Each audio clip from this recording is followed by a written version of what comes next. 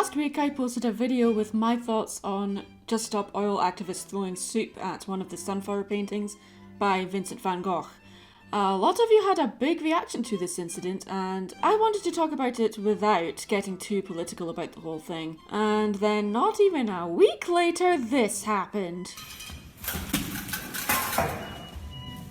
Now, obviously the intent of these stunts is to bring attention to the perils of climate change. The whole point of activism is to cause disruption and discomfort to get their point across. Menschen hungern, Menschen frieren, Menschen sterben. Wir sind in einer Klimakatastrophe. The irony of stating people are starving after just throwing mashed potato at a painting seems a bit lost on these people. I don't know. Also, was that even mashed potato?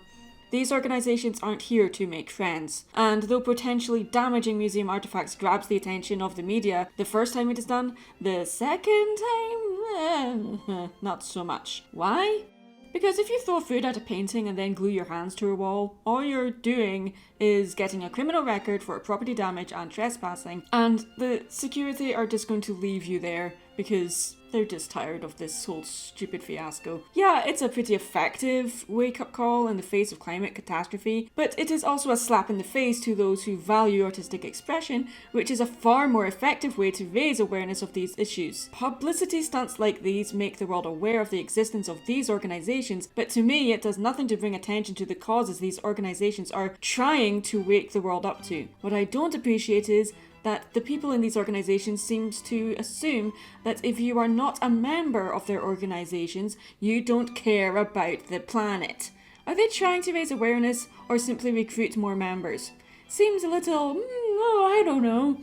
And I hate to use the word cultish. Or to be more politically correct here, this seems to be more about radicalism. To me, to force change on a society by effectively holding artistic expression and historic artifacts hostage is inhumane. Throwing super mashed potato, if that even was mashed potato, I don't know, what was it dripping down the walls like that? At a painting, whether it be behind glass or not, whether you are aware that it is behind glass or not, is no different than vandalising a gravestone. A person who advocates fundamental political, economic and social reforms by direct and often uncompromising methods. A radicalised activist is a person who advocates fundamental political, economic and social reforms by direct and often uncompromising methods. This time though, it wasn't Just Stop Oil, like I talked about in the last video, but another activist group in Germany called, in English, Last Generation. A climate group that is basically a carbon copy of Just Stop Oil, and assumedly, and I'm going to make an assumption here, they're probably funded by the same oil company Aris that's behind Just Stop Oil. On a personal note, making these paintings their stage in an attempt to lend weight to their demands sends a mixed message to the general public. As I said in my previous video, art in itself is political.